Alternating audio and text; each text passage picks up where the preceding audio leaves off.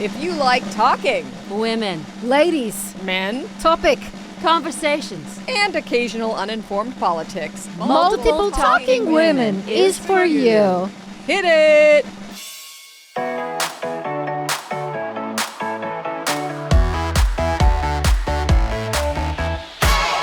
I'm your host, Lana Brown. And I'm your co-host, Felicity Bramblebush. And welcome to Multiple Talking Women. People listening, you're in for a real ear blast of pleasure today.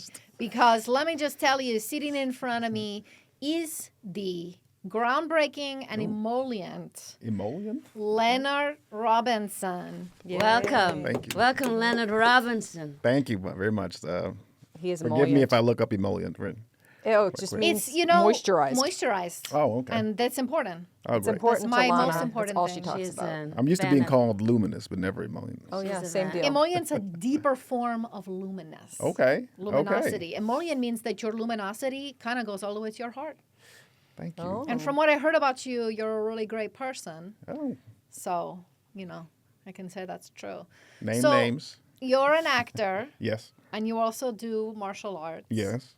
And you direct. Yes. And you create. Yes. And you're a thinker. Yes. Here's something I know about Leonard Robinson. Okay. Ooh. Here we go. Anything he does, he excels at. Oh. Okay. It's absolutely true. I follow you, Leonard. I'm not trying to make you uncomfortable here. When did you get involved in the craft of theater, acting, and performances? I think what my friend means. Oh, okay. Because I can answer both. Okay, good. Good. Well, I Let's was hear literally, both. if you want to get deep on the philosophy. We Yes, do. please. 'Cause that's Yes, what I love to that's do. No, what that's you what wanna yeah, we're that's all what about. that's what we're You here know, for. I was just literally just thinking the other day, like how great the world would be if people just did what they wanted to do.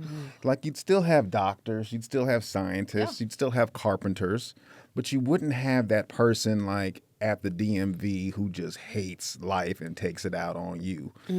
And not to say that everyone at the DMV is like that, but oftentimes that's my experience. Well, you would hope know that what I mean? some people want to work at the DMV because otherwise we're in trouble. That's what I'm saying. But there are some people who like that job. They So like, it's like if that we- kind of labor. like, Yes. yeah. Who just like certain, and then there are also Customer people service. who, maybe there's some people who like, I don't really like necessarily doing anything particular, but I will show up. You know, so why I bring that up is, I always wanted to be involved in entertainment. I always wanted to be an actor. It was always funny. Or From what age do you remember? Oh, the earliest. I was always cracking jokes and making, but I think the reasons for that are a little, Dark. Painful. yeah, a little bit, a little That's okay. bit. We hear it a Where'd lot. you grow up? I know grew we're up. getting off topic. I grew up for the most part in Danbury, Connecticut. I lived in Tokyo for a couple years, also wow. third through Oh, sixth okay. grade. That's major. Yeah, before that we moved around a lot. So I was often Military? like, no, my dad worked for IBM, and they, moved a lot of people around a lot of times. And what I think the comedy comes from, well, what just the love of comedy, but also when I was really small and scrawny, kind of growing up, and It's hard to imagine looking at you now. Sorry. It's and, very beefy work out all the for time. everyone listening. And He's a- live. Beefy makes him sound like, ugh, but he's No, I he's mean- strong, but also that's- tall. And I was always one of the smallest in the class, but I was also, usually one of the few black kids in class anyway. So Yeah, it's like, Connecticut. you early on, you learn like it's that, basically the fight or flight thing. But it's, I think when you're a kid, it's either fight or be funny or be popular or something like that. And, I figured out that I was, that I made people laugh early on. Was there an inspiration? Did you think, oh, God, if I could act like this person, crack jokes like this person, then I'd be okay? I think I was funny first, and then I started paying attention to other people who were funny. Like a I mean, I've seen almost everything. So, I've watched everything from like, I don't know, the Monty Pythons, the Living Colors, the Police Academy movies. I think stuck out the Muppets. I think were a big influence. The Sesame Street, big influence. All those Wide the range. cartoons. Yeah. All those things. But I would also watch things that I had no business watching. Like I would stay up and watch late night talk shows and watch the comedians come out there. I would watch Saturday Night Live and like not really understand it, but understood it was like funny. But I just was too young to understand why it was funny, if that makes sense. But yeah, growing up in those environments, like if you get picked on, it's like, oh, I either got to fight or I got to try and make, nobody wants to beat up the funny guy. right. So I quickly became the funny guy because I was always so small. which not everyone can do. So you had something that you could tap into that other kids might not be able to find that. Meaning not Maybe. everybody can be funny. You know, and I debate about that. I feel like everybody can be funny. Well, I've been proven wrong, many times. But but I feel like if you have friends, you have to have made your friends laugh at least one time. Yeah, maybe everybody's funny to maybe someone. To someone. Maybe they haven't met that one person yet.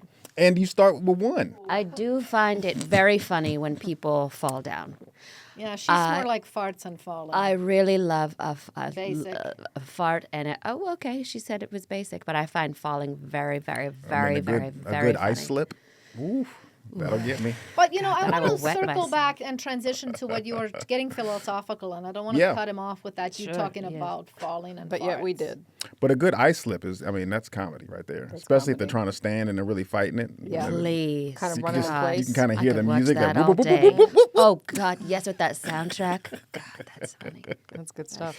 That's my style. So you're saying, you start off by, I got to be kind of funny to survive. Yeah. And that leads you to go like, oh, maybe I could do this in front of large masses of people.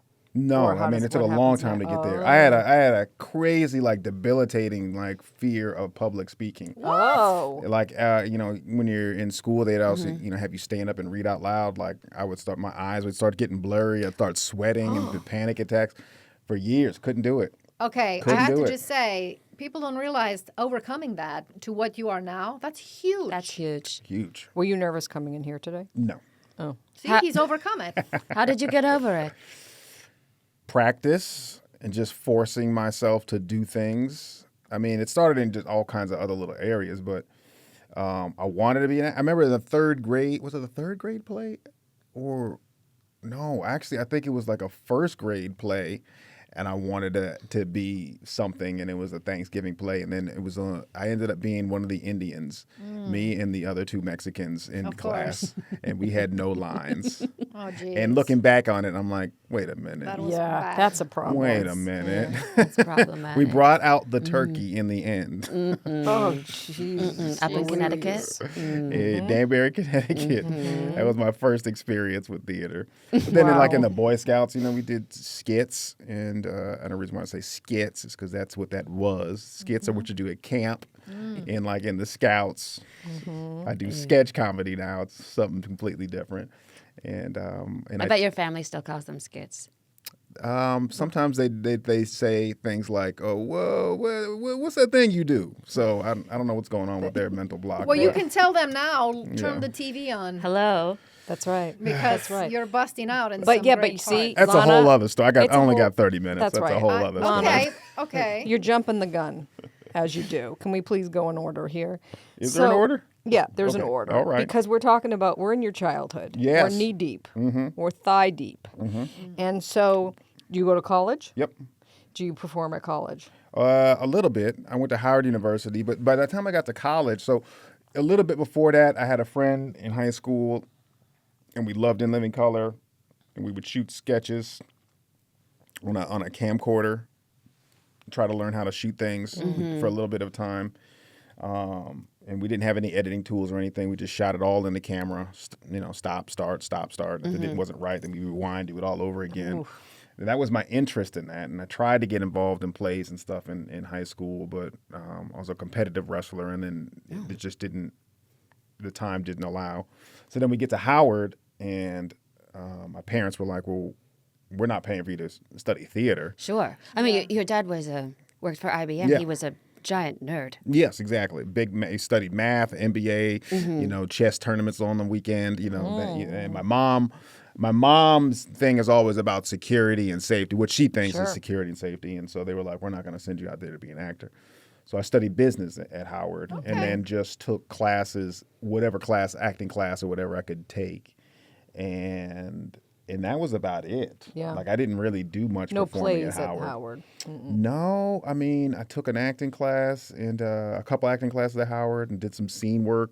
And then when I graduated, I went to Studio Theater in D.C., which is a theater. They had a conservatory. Now, why'd you go to D.C.? I wanted to go to Howard. My brother went there, and I just wanted to be out of Danbury. I wanted to be in a bigger city, Sure. but New York. When you grow up in Connecticut, like New York, you either love it or you hate it. And growing up, I kind of hated New York for whatever reason. And DC was a good split as far as like a bigger city, but not a huge city. And then I eventually went to New York and loved it. And then you go get a business job? Yep. I worked corporate for a while. I was a computer guy. I was I did like tech support for a year or two.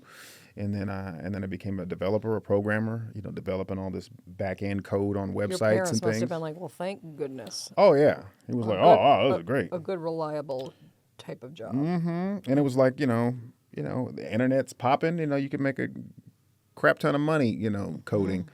But I hated it. So this is where the philosophy comes in That's of right. doing things you love. Hated it. I just could not do it. And I was literally banging my head on my desk one day in between where I was like, why am I here? And about the 7th bang, I was like, why don't you just quit? And I was like, wait, what? And I quit. And Do you feel like that was a voice outside of yourself? God. or the pain manifests itself in some sort of a Sure. voice. It was like, Sure. stop hitting your head on the table. Yeah. And then I the craziest thing I did was I quit my job, and then I formulated a plan. I auditioned for Yale and NYU. That's just how crazy I am.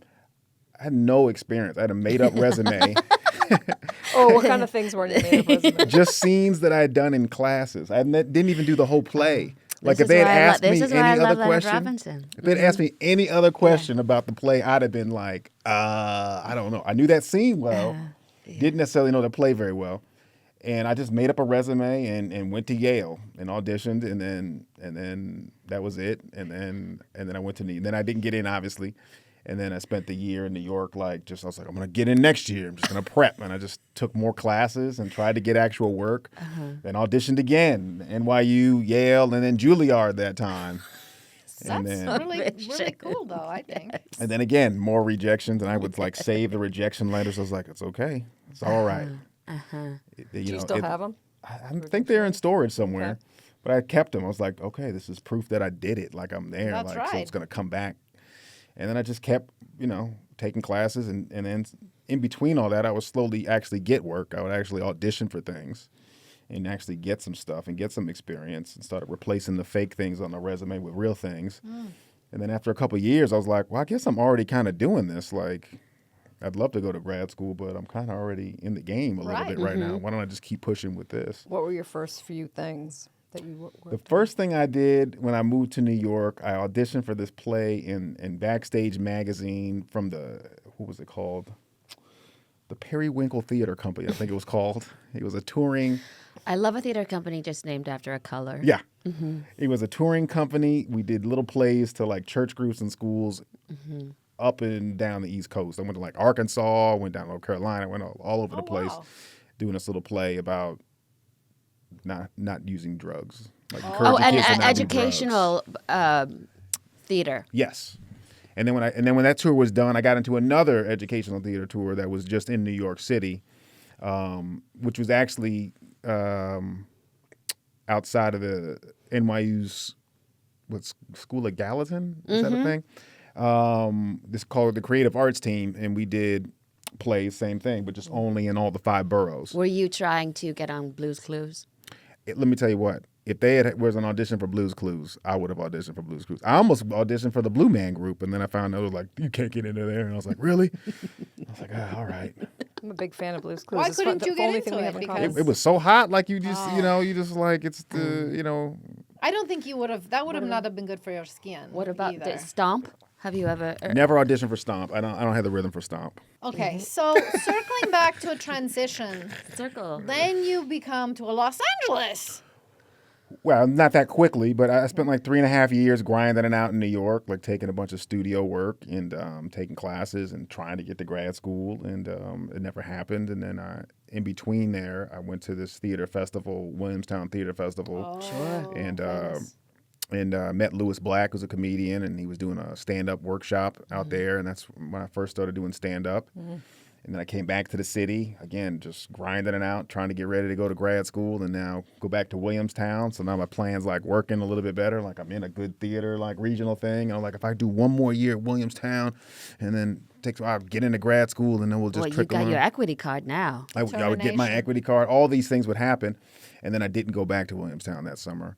And I was like, what do I do? And then so I went back to doing stand up. I was like, well, I did stand up that summer before. Why don't I actually really try and do that? And then I got back into stand up. And then once I started, for like 6 to 9 months, it was every night, about 5 spots a night. Ooh. That's a lot. That's grinding. That's grinding. You used the word grinding twice, and Yes. I've only ever known that word in a sexual context. So I have to say I'm just a little bit flustered. Oh, I did that too. Oh, I was going to ask, was there some fun had in the time?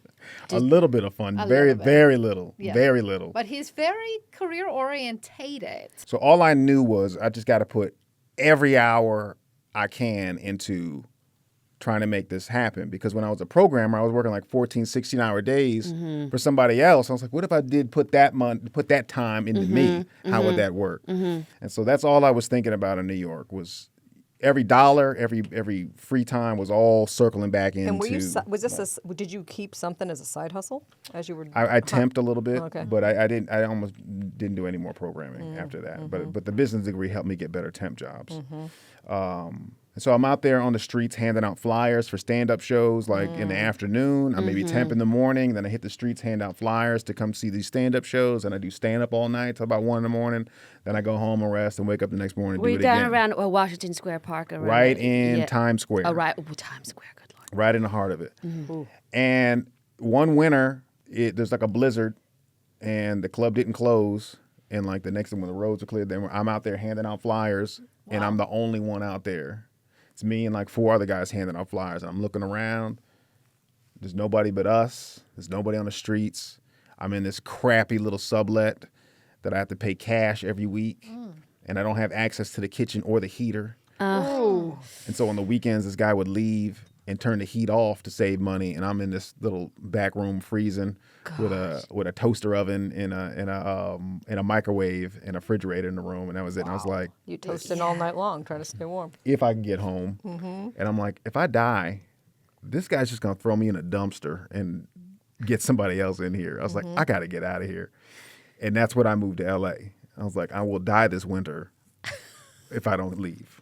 Wow. Well, thank And God I for left. that man then. I booked some non-union commercial. They gave me like $3,000 buyout. I was like, I'm rich. I'm moving to LA, and I came to LA, and that's what gets me to Los Angeles.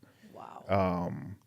The great thing about timing and luck and whatever, like, again, doing what you love is. But when I moved to LA, because I've been taking all these classes, I was taking all this improv at UCB. I was doing stand up, so I kind of came into town like with some skill sets and like a little bit of focus.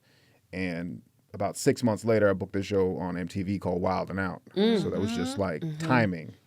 And that show is a lot about timing. Yeah, and rehearsal also, even though it's But you hadn't done a ton of improv prior to that, and then yet No. but it felt kind of natural. Well, what happened is I came to LA and I started taking class at IO West. I took a couple classes at the Groundlings, and oddly enough, a producer was watching an improv jam at IO West one night, and I was just there, just improv jamming. And then I get a call from the agent I had at the time. It was like, they're asking for you. And I called. I was like, nobody's asking for me. I just moved into town. Nobody knows You couldn't me. even believe it. I was like, there's no way anybody's asking for me. Wow. I was like, I said, look, here's the thing. I know pilot season's coming up. I just want to work these temp jobs, save some money for a little bit. Call me in a couple months when I'm. Because you didn't even feel ready to jump into anything. Not at all. I was like, I just need to save a little money and get ready. This is going to derail me from my plan. Then she called back again. It's like, there's seriously, this somebody's actually asking for you. See, even back then, he was emollient and luminous. That's right. And people wanted to get on They board. felt that emotion. And, Yeah, they felt your emotions. Yeah. Did you call? Did you return the call? I went to the audition and thought nothing of it, and then went back to the temp job and was like, and then they called me back. And then I went again, and they called back again. And the whole time I'm going through these callbacks and these like chemistry reads, and I'm looking at my watch. I'm like, this lunch break is getting way too long. I gotta go, guys. Yeah, my temp job. And then eventually got fired from the temp job, because of those breaks. But Yeah. and then I got on Wild and Out, and then that kind of got me started in the business of Los Angeles. Wow. And was that something that were you already in SAG? Were you already in the Screen Actors Guild, or did that get you in there? I'd actually booked a job or two before that that got me into Got you the SAG, card? and then I got into AFTRA with with Wild 'N Out. So I got lucky on that. Was Mikey Day on Wild 'N Out? Yes, Mikey Day and I, season 1 through 4. I know him. I know Mikey Day. I enjoy him on his show. And I forgot to say great. how I know Leonard, because as you know, Leonard and everyone knows, I'm the one that brings the guests on this show. Leonard was hunting on Craigslist at one point to find someone to fix one of his bookshelves, and I came and did that. And I then- appreciate that. Mm-hmm. You're the And only one that's- I found who could read those IKEA instructions. That's right. I put a bookshelf together, and then he was nice enough to give me his number. Said if you ever need anything, and I said, I need you on this podcast. What books are on your bookshelf, Leonard Robinson? I got a lot of books on It's my got bookshelf. some philosophy on there. I remember that. I got a lot of books on my bookshelf. Because some people, in my house, I don't love a lot of extra information in my brain, and I put a lot of objects and framed photos. Well, I mean, I'm assuming there was some jobs between Wild 'N Out and Insecure, but let's hear a little bit about how you slid from one to the other. Yeah, let's get to Was the it a meat. slide? It's a lot of Or was it a sliding. grind? A lot of grinding, a lot of hustling, a lot of like doing a lot of weird things that people don't necessarily do. First of all, when I was in New York, I was just auditioning for things in Backstage magazine. And then I ran into a friend of mine from college who was like, hey, man, if you want to get some real auditions, you got to stop going to these Backstage auditions. I was like, what do you mean? It's like, you got to get an agent. I was like, I'm not giving anybody 10% of this $325 a week I'm making. Are you kidding me? He's like, man, these aren't the real auditions. It's like, you're not going to audition for TV and film and Backstage? Just get an agent. I was like, okay. So I went through this thing called the Ross Reports. Sure. And I went to the first agent that did not specifically say, do not drop by. It was called Carson Adler. And I showed up at her door and was like, I need an agent. And she was in the middle of a call. And then put the phone number. So she said, I'm sorry, what? She said, I'm here for an agent. And she was like, It's what? like you were coming to get a haircut, but it was Again, I'm from a business background. I don't Yeah, understand. you show I'm up like, and say, like, oh, this is what I need. it makes sense to me. Oh, you send out talent. Yeah. I'm a talent. You're an agent. Let's do business. This is what I love about Leonard Robinson. People talk and speak in circles, and he just gets right to the the point. the, Let's get da- to it. the Let's get darn to it, point. yeah. What is the problem? What do we want? What are we doing? Then let's do it and figure it. Let's try. So what, is that what she try. said? She said, let's figure it No, out? first she was so flabbergasted. She was like, "Have a seat," and then she had me read some material, and she was just so confused by me. She didn't tell me to go away. She saw something in me and was like, I'll give you a shot." That woman's name was Shirley Faison. That's Donald Faison's mom, who was on Scrubs, which I found out later. Wow. So anyways, when they come back to L.A., or when I moved to L.A., I told her I was leaving. She was like, all right, well, why don't you call this agency? And they ended up working with me. And I ended up trying to get some, I was getting a few jobs here and there. But again, I always had like a little plan, which was like not grand. It wasn't big grand. It was like, I want to take these small steps, master this little thing, and I'll move on up. Like I have a vision, like get me into these co-star things and let me work my way on up or whatever. And that was my goal. That's not actually how those agents want to work. They always want to try and cash that lotto ticket as fast as they can, which I think is hard when you're first starting out. There's so many things to learn about this business, and you kind of got to skill up, I think. You have such a strong work ethic. Yes. And at what point do you say, maybe it's after Insecure, do you just lay back and let it all come to you? Say, I've done the work, and now I'm just going to just open every orifice in my body up and let the universe fill my body and my life and my resume with all of my dream jobs. Like, at what point does that work? What do you ever feel like, I've hustled, and now I'm going to chill out? I mean, that's a great question that I ask my therapist, I love yearly, a man in therapy. annually. Like I still cycle in and out of that. There's a little engine that's always running. That kind of was my question, Okay. which was like, how much do you see it as? Because you said there's a lot to learn about this business. Yeah. How much is the business? And then some people look at it just like, oh, you could be just walking down the street and like kind of like somebody was looking for you. They saw you. Yes, somebody was looking for me and they saw me, but I was also doing the work. You were doing the work, yeah. And I was also doing the work with the purpose of just trying to get better. Getting better. No. There was no end game for me on that. It was just, I want to get better at improv. There's this Wow. improv jam. I'm in a class. Let me just improv jam and try and get better. And you found yourself at the top improv institution, dare I say, in California and maybe the world. Yeah, I'm a main company member of the Groundlings, and even that was by accident. Like I started off taking classes there, and then it didn't work out earlier on, and I left, and then I came back and saw a show many years later, and then got the bug again. And I just really wanted just to get the information. I was like, I don't understand why they won't let me in this next room. I want to know what's in the next room. Tell me what's in the next class.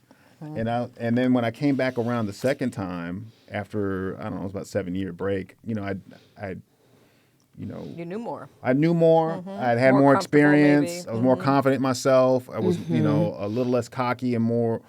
I don't ever think I was really all that cocky, but I think part of my fuck it, let's just try it attitude kind of comes off maybe that way It's like a mission. to some people. little bit Yeah, of a some people mission. like, what's this guy so confident about? Like, and I don't even know if it's confidence. I just don't have the fear of the failure.